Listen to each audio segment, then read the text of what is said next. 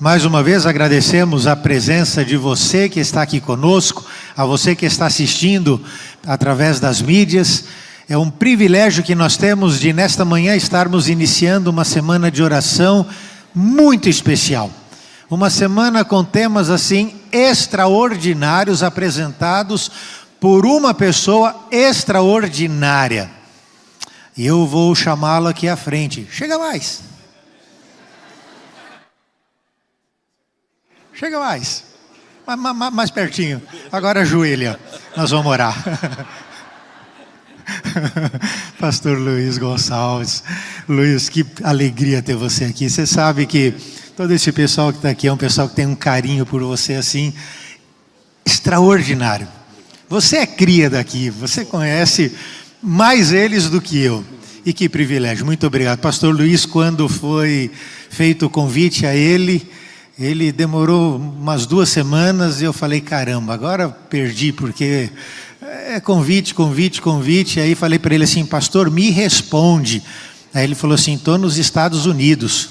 Falei, então responde quando voltar. Ele, vou para a Austrália. Falei, então, é o seguinte, paga uma passagem que eu vou aí conversar contigo, né? Então, que Deus te abençoe, amigo. Seja feliz, que Deus te ilumine mais uma vez, como sempre fez. Obrigado, pastor Wesley. Eu que agradeço ao pastor Wesley, sempre bondoso, sempre amigo e sempre sorrindo, né? O pastor Wesley está sempre sorrindo. Bom dia a todos, feliz sábado. Pensa numa alegria que está no meu coração de estar aqui, de voltar aqui. Como é que é? Volta para cá. Pensei que você ia falar o nome do livro do pastor Bulhon, Volta para Casa Filho, né? Obrigado. Bom, é um prazer realmente estar aqui. Deus seja louvado. Eu sei que nós estamos ao vivo pelo canal aqui da igreja, do YouTube e do Facebook. Daqui a pouco, Wellington, eu te dou o sinal para a gente entrar também ao vivo pelo meu canal, daqui a pouco. Mas eu queria, antes de começar o tema, saber um pouco de vocês e falar um pouco sobre mim. Não sei se vocês sabem, eu moro em Brasília. Alguém conhece Brasília? Ok. Eu moro na asa norte. Tem a asa sul e a asa norte. Eu moro na asa norte. A minha esposa se chama Lilian. E o meu sogro é pastor adventista jubilado. Ele foi pastor distrital, foi pastor departamental, foi ministerial, foi secretário, pastor José Rosa. Talvez alguém conheça. Ele é de São Paulo, mas ele mora em Goiânia. Então, a família dele é de 4ª geração de adventistas. Para vocês terem uma ideia, esse ano eu fiz uma caravana na Europa e um dos lugares que a gente foi a Itália. E aí o meu sogro foi comigo. Por quê? Porque ele é neto de italianos. E ele não conhecia a Itália, então ele foi comigo para essa caravana. Só que a ida dele tinha um propósito bem especial. É que os avós do meu sogro, eles são pioneiros, eles foram pioneiros da primeira igreja adventista da Itália, numa cidadezinha chamada Montaldo Bormida. E aí nessa caravana a gente agregou na agenda uma ida para conhecer essa cidadezinha. E nós fomos até lá. Pensa numa emoção de ver uma igrejinha bem antiga, conservada até hoje. E o meu sogro chegou lá, ficou emocionado, a gente fez um vídeo lá. E ali foi a primeira igreja da Itália. Imagina isso. Então assim, Deus seja louvado, né? Estamos todos bem inseridos nesse contexto do adventismo. E essa história realmente foi muito forte também para mim, porque viver essa experiência com ele foi muito importante. Louvado seja o nome do Senhor. Amém? Agora vamos falar de vocês. Quantos aqui são membros da igreja da Alvorada? Oh, maravilha, bênção. Uma perguntinha de curiosidade. Quem esteve conosco naqueles evangelismos que a gente fez há alguns anos atrás? Oh, não preciso falar mais nada, né? Todo mundo lembra das bênçãos que foi aquela programação.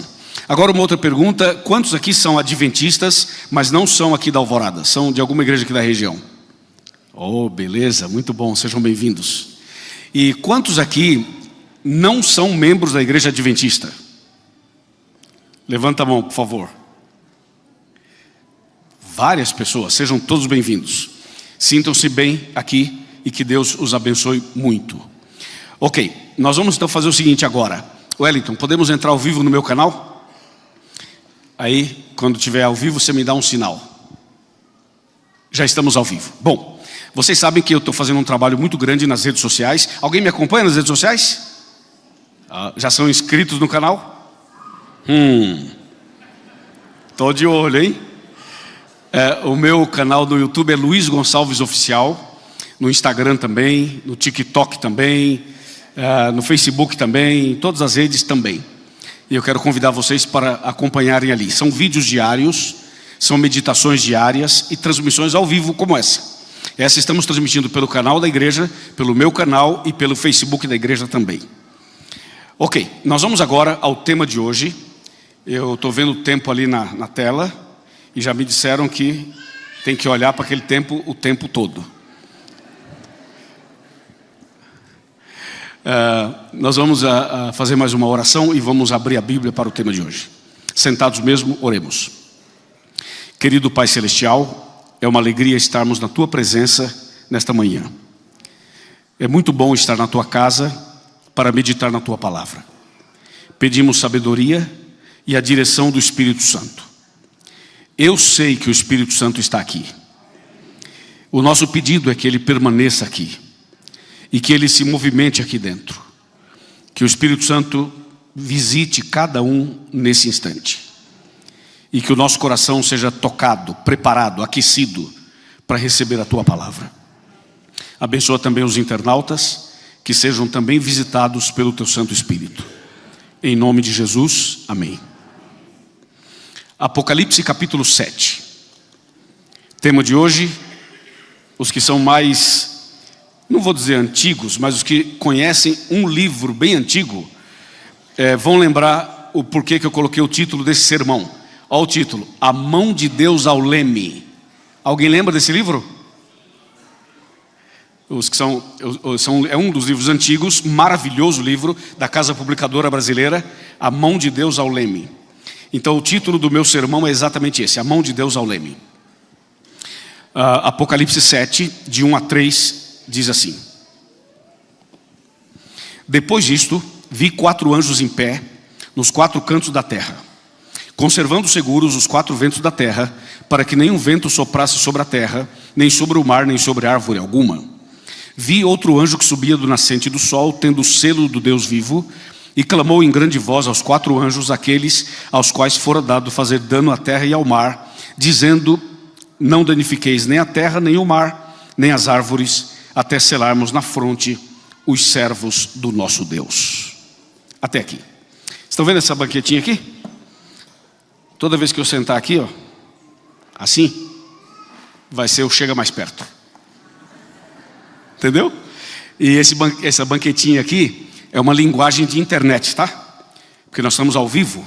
Então a gente vai estar pregando aqui, mas ao mesmo tempo pregando para os internautas. Então é só por isso, é uma linguagem diferente para os internautas. Deus é bom e a sua palavra é maravilhosa.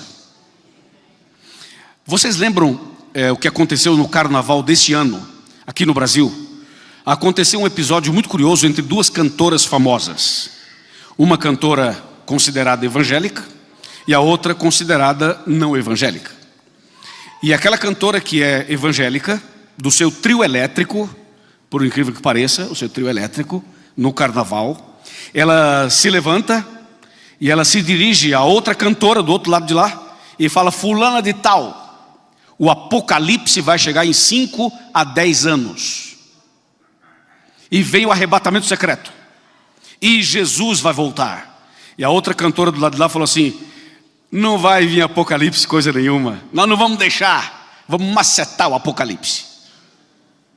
E esse embate que aconteceu, essa situação muito curiosa num carnaval, sabe o que aconteceu? Despertou pessoas para pesquisarem sobre volta de Jesus, arrebatamento e apocalipse. Nos próximos dias, semanas e meses, as palavras mais pesquisadas no Google eram essas. Eu fico pensando, tem coisas que acontecem que a gente fala assim: Deus permitiu com algum objetivo. É ou não é? Você jamais iria ao carnaval falar do Apocalipse. Eu também não, jamais. Mas tinha alguém lá que Deus permitiu que a pessoa falasse. E tem coisas que a gente não entende. Por exemplo, nós nunca faríamos isso. Mas alguém tem que fazer. É ou não é? Quem é que vai pregar lá no sambódromo? Diz aí. Alguém vai ter que falar lá, de algum jeito. E houve um despertamento. E as pessoas começaram a pesquisar o assunto. Então o que nós fizemos? Começamos a falar mais de Apocalipse nas redes sociais. Para explicar, para responder essa pergunta, esse questionamento das pessoas. Vocês sabem que a palavra Apocalipse não tem nada a ver com o significado que as pessoas imaginam. Apocalipse tem um significado bonito, maravilhoso. Todos vocês sabem que a palavra Apocalipse vem da língua grega e significa revelação, né? Apocalipse é revelação. A igreja adventista é a igreja que é conhecida como a igreja da esperança e a igreja do Apocalipse, das profecias. Nenhuma igreja sabe explicar tão bem o Apocalipse como a igreja adventista. E uma vez alguém me perguntou assim: escuta, a igreja adventista crê em revelação? Falei, claro, Apocalipse significa revelação. Nessa manhã, o que estamos fazendo aqui? Estamos tendo essa manhã revelação. Estamos no Apocalipse. Essas revelações que estão no Apocalipse são revelações de Deus para nós. Nós, que eu falo, toda a humanidade, não só a nossa igreja, toda a humanidade. Deus tem revelações para todas as pessoas. Agora, o que chama muito a atenção nessa leitura que eu fiz aqui são as entrelinhas, são alguns detalhes que às vezes não aparecem de forma tão explícitas ou tão explícitos, mas aparecem de uma forma implícita. Por exemplo, quando João foi levado para Pátimos, João não foi levado para a ilha para passear. Não era uma viagem de férias, não era lua de mel. Ir para uma ilha, imagina, a Grécia. Muitos gostariam de ir a uma ilha grega para passear, para tirar férias, ou para comemorar o casamento, alguma coisa assim. Não, João foi levado para a ilha de Pátimos como prisioneiro. Era um exílio, era um cala-boca. Era assim: você não pode mais pregar sobre Jesus. E pegaram João e o colocaram lá, na ilha de Pátimos. A ilha de Pátimos para João significava crise, perseguição, significava limitação, significava inclusive ameaça de morte. Isso era o significado de Pátimos para João. João estava lá exatamente nesse contexto de perseguição. E sabe o que Deus fez, né? Deus aproveitou aquele lugar tão pitoresco, tão especial. João estava sozinho. E Deus falou assim: aqui é o lugar ideal para eu dar revelações a João e consequentemente a toda a humanidade. Aqui tem chega mais perto. Você sabe que às vezes, quando nós passamos por problemas, quando passamos por crises, quando passamos por perseguições, quando enfrentamos perdas, quando enfrentamos situações bem atípicas, e eu sei que todo mundo aqui já passou por alguma coisa, e se não passou, fica tranquilo que vai passar. Vai chegar a vez, porque nós estamos no mundo pecaminoso, nós somos pecadores. Mas nos momentos mais difíceis, nos momentos de maior crise, você tem duas opções. A primeira só na minha maneira de falar aqui agora, não precisa necessariamente ser a primeira, pode ser a segunda. Mas das duas opções, a primeira seria você se revoltar contra Deus, virar as costas para Deus, abandonar a igreja, abandonar a Bíblia e falar assim: Deus não me escutou, eu clamei, não respondeu, eu pedi, Ele não me atendeu, eu fiz jejum, eu fiz vigília, eu pedi para pessoas orarem, nada aconteceu. Quer saber de uma coisa? Deus não me ama, Jesus não me ama, não sei o que, e vira as costas e vai embora e se revolta. Quantas pessoas enfrentam crises e simplesmente jogam tudo para cima, abandonam tudo, se revoltam e vão embora. Essa é uma possibilidade. A outra possibilidade é, na hora da crise, você se ajoelhar e você falar: Senhor, tem misericórdia de mim. Na hora da dificuldade, você se apegar mais a Deus, você abrir mais a Bíblia, você orar mais, você clamar mais. Você sabe que a oração feita na hora da crise é a oração mais impressionante que alguém possa fazer, né? Quando tudo vai bem, a oração que nós fazemos é uma oração meio que considerada, entre aspas, normal, que de normal não tem nada. Quando tudo está bem, a nossa oração é uma oração fria, uma oração comum. Mas quando a situação está difícil, quando vem a dor, quando vem o sangramento, quando você não dorme à noite, quando você tem uma perda em casa, quando o casamento não vai bem, quando a crise bate à sua porta, quando a situação invade o seu coração, aí você não ora comumente, você clama, você chora, você grita, você suplica. E é justamente quando na hora da crise você clama ao Senhor dessa maneira, é que Deus vem e dá revelações para você. As maiores revelações vêm quando nos momentos mais difíceis você clama a plenos pulmões ao Senhor. Faz um teste. João estava preso em Pátimos. João estava exilado em Pátimos. E foi lá, nesse contexto, que Deus deu a João as incríveis revelações do Apocalipse. Deus tem algo a nos revelar, pessoalmente, particularmente. Por isso, nas horas mais difíceis, se apegue mais a Deus. Ore mais, estude mais a Bíblia, se apegue mais com Deus. E Deus vai fazer coisas incríveis na sua vida. Amém? E não só isso. João começa a receber as visões do Apocalipse. E essa aqui é uma das visões. Ele fala assim: depois disto, eu vi 4 anjos em pé nos 4 cantos da terra. Aqui você vê que aparece o número 4. 4 anjos, 4 ventos, nos 4 cantos. Vocês sabem que o número 4 representa totalidade. Representa uma mensagem global, envolvendo tudo. Essa igreja tem 4 cantos. Um lá, outro aqui, outro aqui, outro aqui. Toda sala, toda casa tem 4 cantos. Essa expressão 4 anjos, 4 cantos, 4 ventos, está mostrando que a mensagem de Deus, a visão de Deus, o recado de Deus é global, é para o mundo todo. Então o texto bíblico diz: eu vi 4 anjos em pé nos 4 cantos da terra. Vocês sabem que o fato do Apocalipse dizer assim, 4 anjos em pé, significa dizer que esses anjos estavam numa posição de solenidade, de atalaia, uma posição de que algo importante estava acontecendo no céu e na terra. Os anjos aparecem em pé para mostrar que a mensagem é uma mensagem urgente, é uma mensagem necessária, é uma mensagem de salvação. Deus tem pressa, não há tempo a perder, por isso que os anjos estão em pé. Nós precisamos também estar em pé. Esta igreja tem que estar em pé. Eu e você temos que estar em pé. Não em pé do ponto de vista literal, mas espiritual. Nós não podemos ter uma igreja sentada, deitada, acomodada, de cócoras, numa rede, ou seja, como se nada tivesse acontecendo. Nós não podemos viver uma vida despreocupada, como diz Daniel no capítulo 8.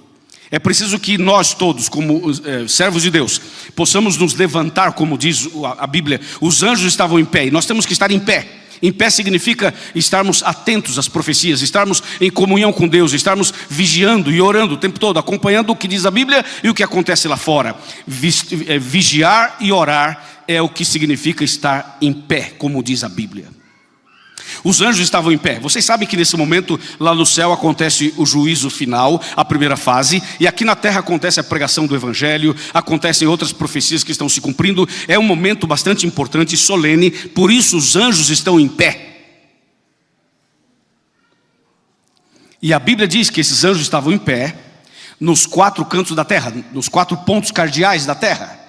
Os 4 cantos são os 4 pontos cardeais. Isso quer dizer que a mensagem e o plano de Deus não é somente para a Alvorada, não é somente para a zona sul de São Paulo. A mensagem de Deus é para o mundo inteiro.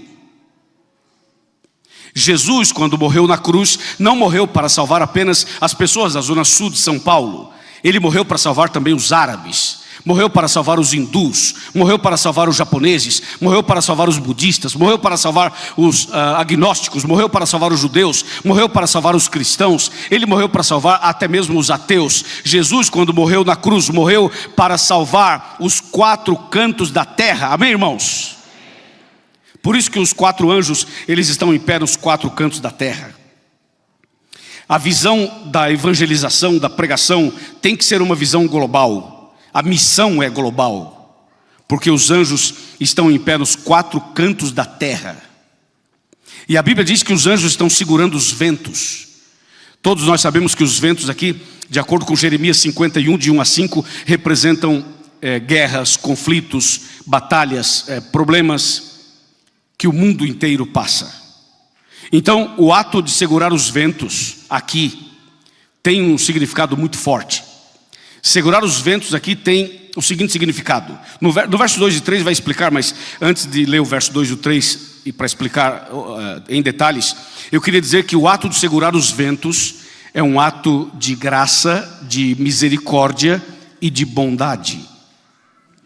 Significa que Deus está dando tempo para as pessoas se arrependerem e se converterem. Segurar os ventos significa que Deus está no controle. Ouviu? Deus está no controle. Às vezes nós esquecemos disso. Deus está no controle de toda a terra. Deus está no controle das nossas vidas. Deus está no controle desse país e dos demais países do mundo. Às vezes pensamos que o inimigo está no controle. Tem pessoas que acham que Satanás está controlando tudo. Não, não é Satanás. Algumas pessoas acham que tem pessoas muito influentes do mundo que controlam o mundo. Não, não são eles. Quem está no controle, quem está ao volante, quem está ao leme, é o nosso Deus. Que fique bem claro que quem está no controle não são os políticos, nem os líderes religiosos, nem o Vaticano, nem os Illuminatis, nem os judeus, nem a família Rockefeller.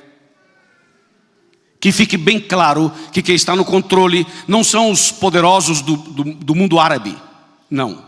As pessoas podem ter muito dinheiro, podem ter muita influência, mas quem está segurando os ventos é o nosso Deus Todo-Poderoso. E tem um detalhe. Deus não quer apenas estar na direção segurando os ventos.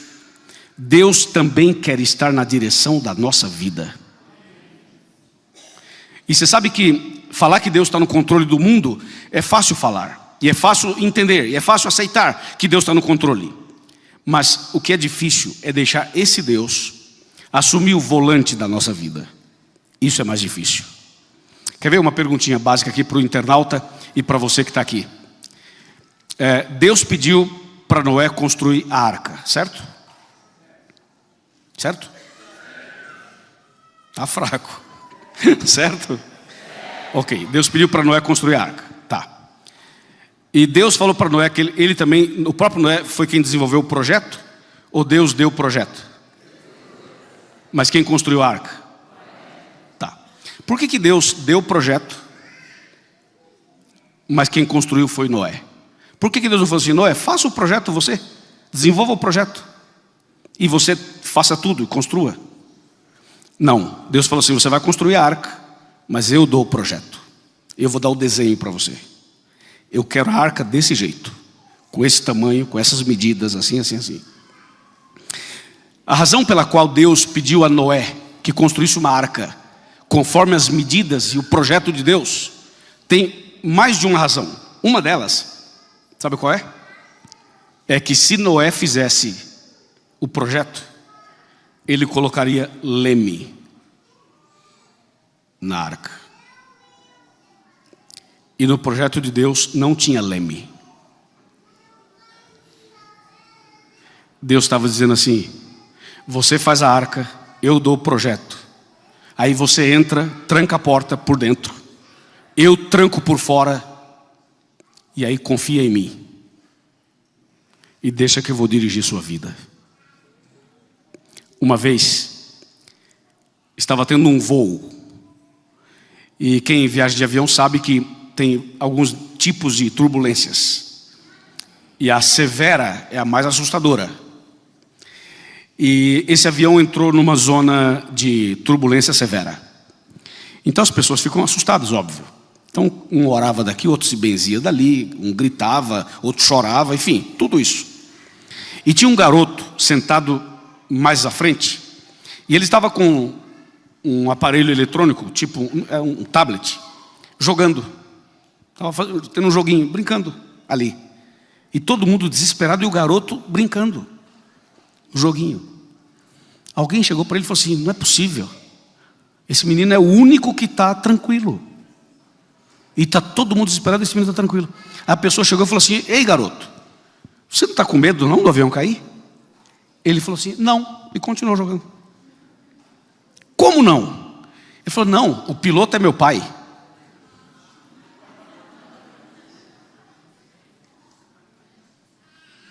Ah, o piloto é seu pai. Aqui, Igreja da Alvorada. Atenção, jovens e adultos. Atenção, internautas. Não se desespere. Não se angustie. Não abandone a fé. O piloto é o seu pai.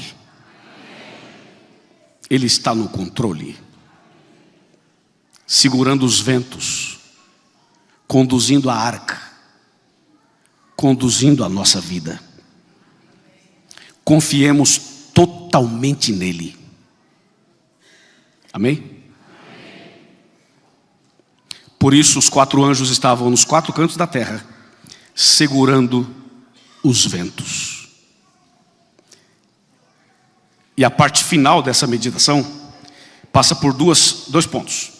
O primeiro ponto é o seguinte: Deus segura os ventos pelo que está escrito no verso 2 e no verso 3. Se você observou bem, o verso 2 fala assim que ele viu também um outro anjo que subia do nascente do sol. E esse outro anjo trazia o selo do Deus vivo. E esse outro anjo que traz o selo de Deus, que surge do nascente do sol, ele clama para os 4 anjos e diz assim: não soltem os ventos ainda. Eu preciso selar na fronte os servos do nosso Deus. A razão pela qual Deus continua segurando os ventos é porque o selo de Deus tem que ser ensinado, tem que ser pregado, tem que ser apresentado. As pessoas não sabem ainda sobre o selo, precisam saber e precisam ser seladas. Atenção, o agente selador é o Espírito Santo, o agente selador. Mas o selo não é o Espírito Santo nesse caso. O Espírito Santo é quem sela, é quem faz a obra do selamento. Mas se perguntarmos ao profeta Isaías: ô Isaías, onde é que eu acho o selo de Deus? Isaías vai dizer assim: está na lei. Vai na lei, lá está o selo. Aí nós vamos para Êxodo 20, vamos na lei. E quando você lê a lei, estuda os 10 mandamentos, você vai descobrir que o selo de Deus é o 4º mandamento, que fala assim: lembra-te do dia de sábado para o santificar. O 4º mandamento, o sábado, é o selo de Deus. E o agente selador é o Espírito Santo. A Bíblia diz que esse outro anjo que apareceu do nascente do sol, ele aparece trazendo o selo de Deus, e ele clama para os 4 e diz assim: segura um pouco mais, segura mais os ventos, não solte ainda. Eu preciso selar as pessoas na fronte. Eu preciso passar na Alvorada. Eu preciso passar na zona sul de São Paulo. Segura os ventos um pouco mais. Eu tenho que passar ainda em alguns lugares para ensinar para as pessoas a verdade sobre o selo de Deus. A razão pela qual Deus continua segurando os ventos é que a mensagem do selo de Deus tem que ser dada. Esse sermão tem que ser pregado, esse estudo bíblico tem que ser dado, essa mensagem tem que ser conhecida e espalhada pelo mundo todo. Por isso Deus segura os ventos. Mas eu queria falar uma segunda ideia. Na verdade não é uma segunda ideia, é a mesma ideia apresentada por outro ângulo. A mesma coisa, só que apresentada por outro ângulo. Deus está segurando os ventos para dizer para a gente algumas coisas. Por favor, olhem para mim, por favor. Levante a cabeça, olhem para cá. Atenção, internauta. Deus está segurando os ventos para dizer para a gente assim, ó: eu seguro os ventos, e você leia mais a Bíblia. Tipo assim, eu estou protegendo você, estou dando mais tempo para você, estou segurando aqui, leia mais a Bíblia. Eu seguro os ventos, e você ore mais. Eu seguro os ventos, e você frequenta a igreja, mais ainda, frequente a igreja. Eu seguro os ventos, e você para de fumar. Eu seguro os ventos, e você para de beber. Eu seguro os ventos, e você para de usar drogas. Eu seguro os ventos, e você abandona os pecados. Eu seguro os ventos, e você tira esse ódio do coração, essa raiva do coração. Eu seguro os ventos, e você peça para ser batizado. Peça o batismo. Eu seguro os ventos, e você se consagre mais a mim. Eu seguro os ventos, e você fale para os seus amigos e vizinhos sobre a minha palavra. Eu seguro os ventos, e você pregue o evangelho. Eu seguro os ventos, e você dê estudos bíblicos. Eu seguro os ventos, e você leve esperança para as pessoas que precisam. Eu seguro os ventos para dar mais tempo para você se arrepender, se converter e evangelizar. Deus está segurando os ventos justamente para isso, para que a gente tenha mais tempo para abrir a Bíblia e ensinar as verdades de salvação para mais pessoas. Eu sei que Deus segurou os ventos para salvar minha família, e Deus continua segurando os ventos para salvar mais pessoas de nossa família, e mais pessoas que não são da nossa família, mas que são conhecidas por nós. Tem muitas pessoas lá fora perdidas, que precisam estar aqui essa semana. Tem muitas pessoas aí fora que ainda não se entregaram completamente, e Deus está chamando essas pessoas para esta semana. Estamos hoje iniciando uma semana, começamos agora e continuaremos amanhã, e aí vai a semana inteira à noite. É a grande oportunidade que Deus está nos dando. Deus está dizendo assim: eu estou segurando os ventos para que vocês possam pregar o evangelho e trazer pessoas aqui a semana inteira, para que mais pessoas sejam salvas. Eu me lembro exatamente o que Deus fez na minha casa, mas antes de eu falar sobre isso, eu queria ler mais um verso da Bíblia com você. Abra sua Bíblia comigo em Apocalipse 3, verso 20. Apocalipse 3, verso 20. É um texto maravilhoso, conhecido, importante.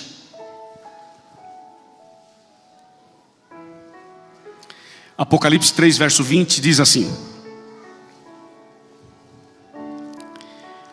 eis que estou à porta e bato.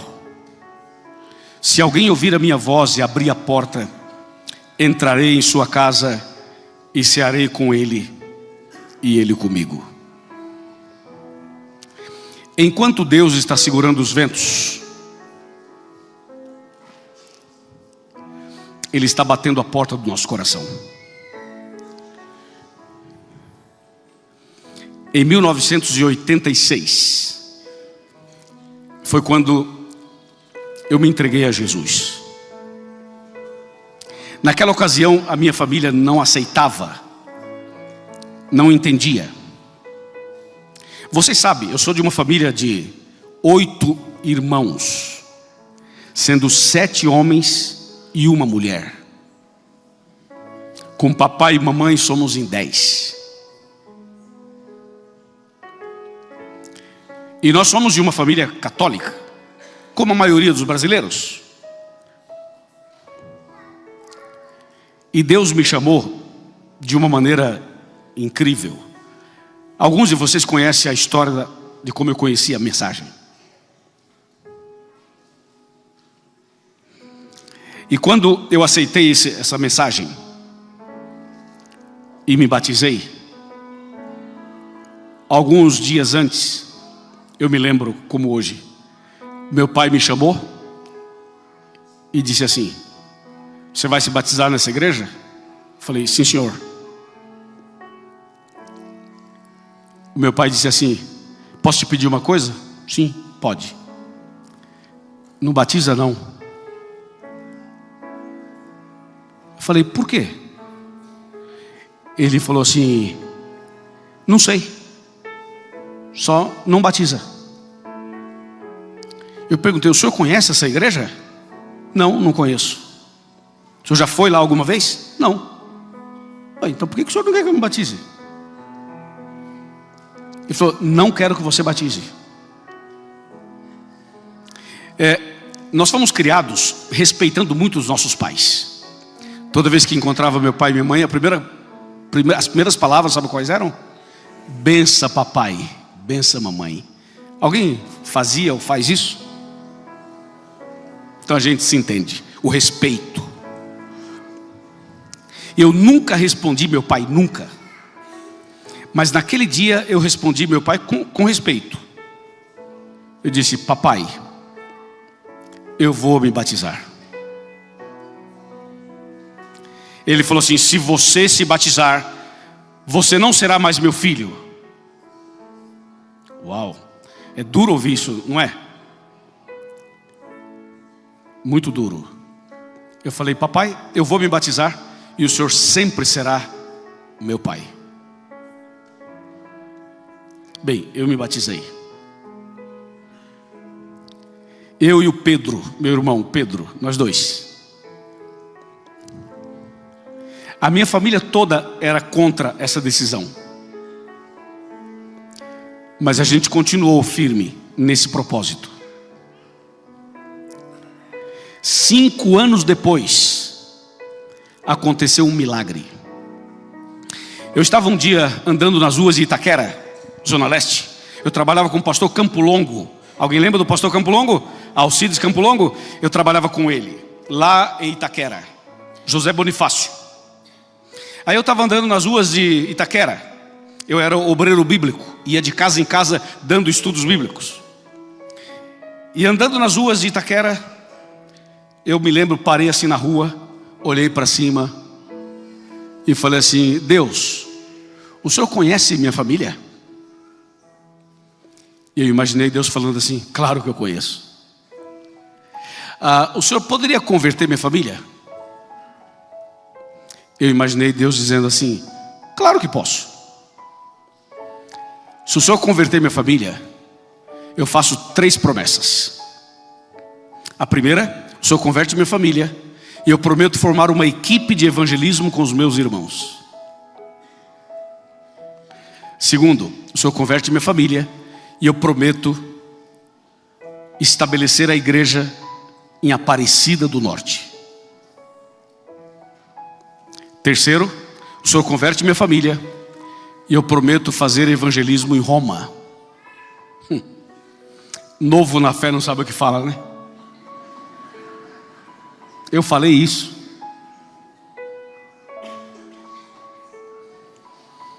Desde aquele dia daquela oração passaram 5 anos. 5 anos depois, dos 7 irmãos homens que nós somos, 6 se converteram.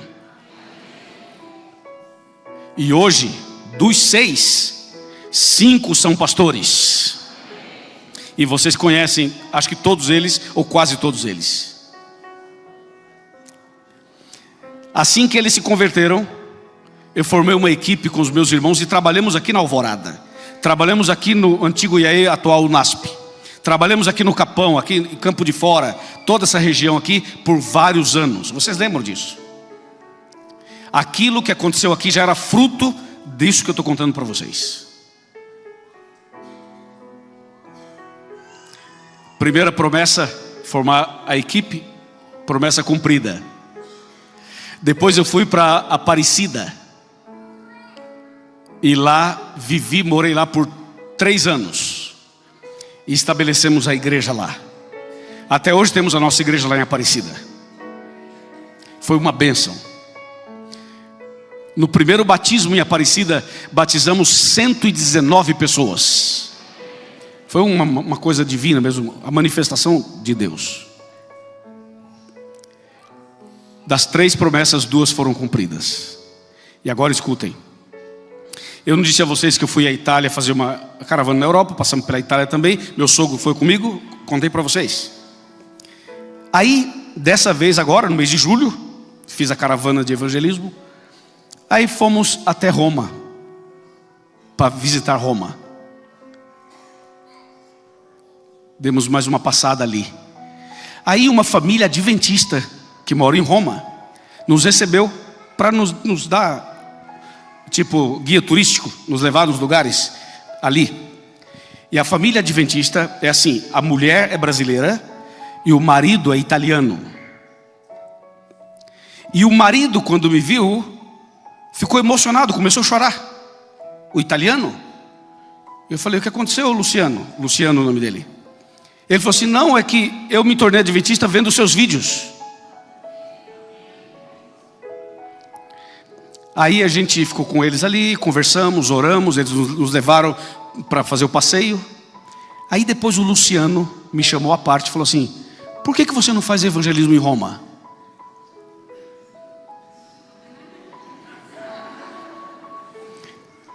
Eu falei: ah, mas é difícil fazer aqui, né? Ele falou: eu sou italiano, eu te ajudo. Aí voltou à minha cabeça essa história que eu estou contando para vocês. Falei: só falta essa das 3. Resumindo, fizemos lá mesmo uma reunião com os adventistas hispanos, porque lá em Roma, em frente ao Vaticano, nós temos uma igreja adventista hispana, de pessoas que falam espanhol. E tem a igreja também italiana, tem tudo isso lá, adventista, mas não tem igreja adventista brasileira. Não temos. Aí eu estava lá, já fizemos uma reuniãozinha ali com os irmãos hispanos. Depois que eu saí de lá, fizemos uma via Zoom. E amanhã eu tenho outra reunião com o pessoal de Roma para tratar do evangelismo que já está marcado. Deus está segurando os ventos para mim, para você, para nossa família e para toda a humanidade. Deus segura os ventos para salvar todo mundo. Os planos de Deus são também para quem mora em Roma, sim ou não? Os planos de Deus são para todas as pessoas do mundo inteiro, independentemente de qualquer coisa. Jesus morreu para salvar também os romanos e para salvar todos nós. E durante a semana eu vou contar para vocês vários detalhes de um processo que está em andamento para a pregação do evangelho. Eu vou contando alguma coisa, não dá para contar tudo, mas alguma coisa dá para contar. E eu tenho certeza absoluta que esse Deus Todo-Poderoso, que converteu minha família, continua convertendo a mim todo dia, a você todo dia. Mas Deus não quer apenas converter a nós que estamos aqui. Deus quer converter cada um de nós, mas Deus também quer nos usar para converter outras pessoas.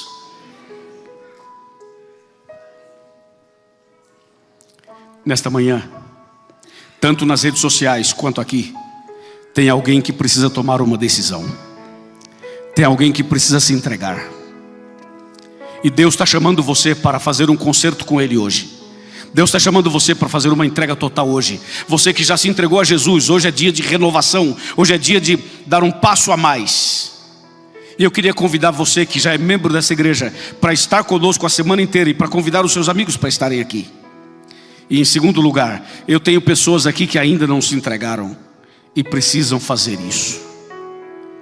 Tem alguém aqui que levantou a mão quando eu comecei a pregar, que não é membro da igreja adventista, não tem? Levante a mão de novo, por favor. Levanta a mão outra vez, os nossos convidados. Muito bem, eu queria que vocês ficassem em pé, por favor. Você que é nosso convidado, nossa convidada, levante-se aí onde você está. Eu queria orar por você, apenas isso. Orar por você, orar por sua família, orar por sua casa. Enquanto eles estão aí se levantando, eu queria aproveitar e fazer uma outra pergunta. Tem alguém aqui que já foi adventista ou já foi membro de alguma outra igreja e atualmente está afastado ou afastada? Levante-se, por favor. Levante-se, por favor. Muito obrigado. Muito obrigado. Tem alguém aqui que já frequenta a igreja e já se considera da igreja, já é da igreja, mas falta só o batismo? Tem alguém assim? Poderia fazer a gentileza de ficar em pé? Olha, várias outras pessoas estão se levantando também. Crianças, juvenis, adolescentes, jovens, enfim. Levante-se, por favor.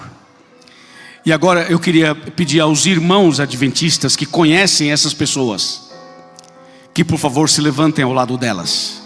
E se for possível colocar a mão no ombro assim, coloca, se for possível. Abraça a pessoa que está do seu lado.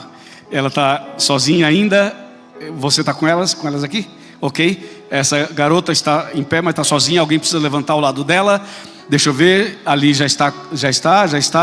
Ali também já está. Lá atrás, ok, já estão. Bem, agora já está acompanhada. Vocês que estão em pé, eu queria pedir a vocês que viessem aqui à frente, com seus amigos. Não venha sozinho, venha junto com a pessoa que está do seu lado. Venha aqui à frente, isso, aí. Pode vir, saia de onde você está e venha até aqui à frente. Por favor, venha até aqui à frente. Nós queremos orar por você. Aproximem-se aqui. Enquanto o trio se aproxima, pode vir aqui o trio. Enquanto o trio se aproxima aqui, por favor, venham à frente.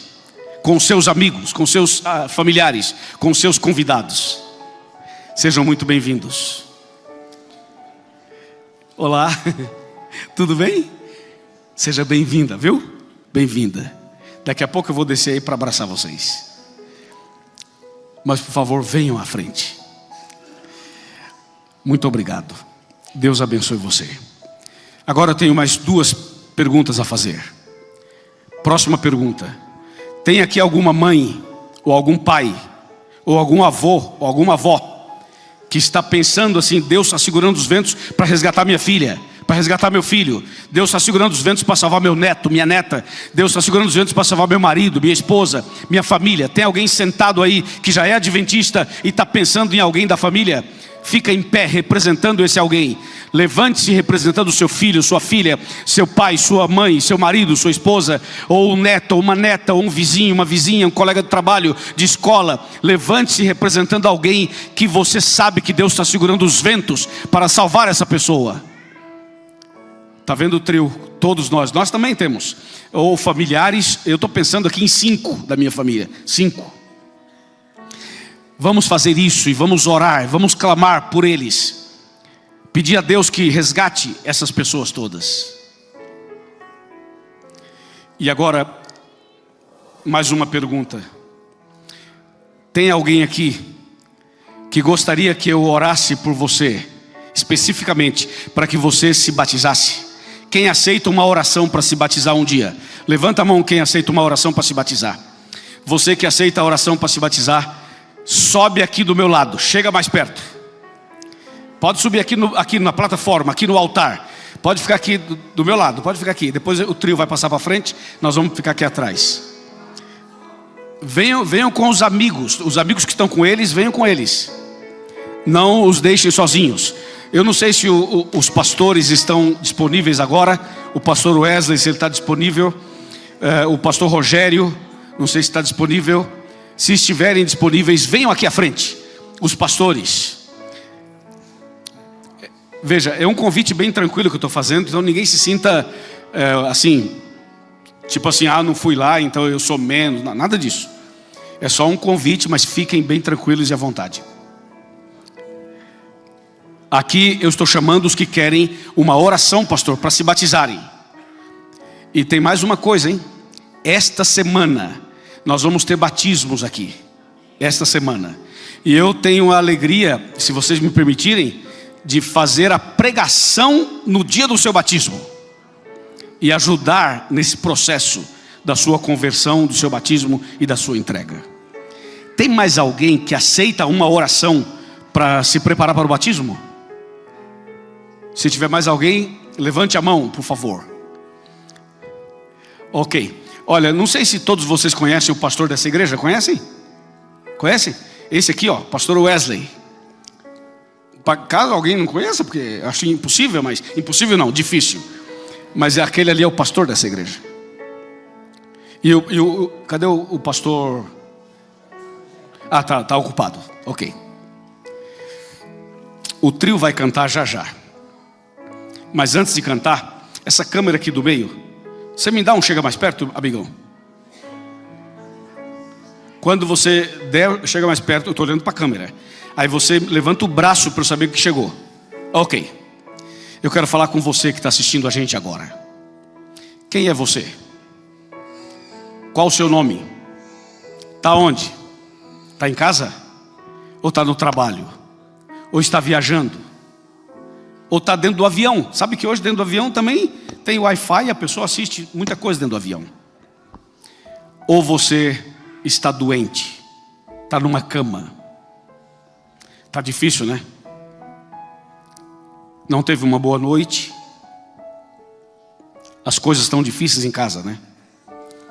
Estou falando para alguém que está afastado da igreja e de Jesus e da Bíblia e da oração. Estou falando com você que não ora há muito tempo, que não lê a Bíblia há muito tempo, que não frequenta a igreja há muito tempo. Eu imagino o que você está passando. Vamos combinar uma coisa nós dois? Vamos combinar uma coisa? Se você mora em São Paulo, especialmente na Zona Sul, vem para cá. Se você mora em outra região de São Paulo, tranquilo, vem para cá também. Amanhã, domingo, amanhã, eu vou pregar um tema aqui, que eu preparei em cima do Monte Sinai. O tema que eu vou pregar nesse domingo, eu preparei esse sermão em cima do Monte Sinai. E eu quero convidar você que está em casa para estar conosco amanhã. Cancela tudo, muda a agenda e vem para cá. Ah, mas eu não frequento a igreja há muito tempo. Você é meu convidado para estar aqui amanhã. Ah, mas eu estou chateado. Venha chateado mesmo. Ah, mas eu não tenho muita fé. Venha com pouca fé. Ah, mas eu sou ateu. Pode vir o ateu também. Ah, mas eu sou católico. Venha o católico. Sou espírita. Venha o espírita. Eu sou agnóstico. Venha o agnóstico. Eu sou ex-adventista. Venha você também. Não importa quem você é. Venha. Estamos convidando você para estar conosco nesse domingo. Deus tem uma bênção para você. Eu vou orar por você e Deus vai curar você.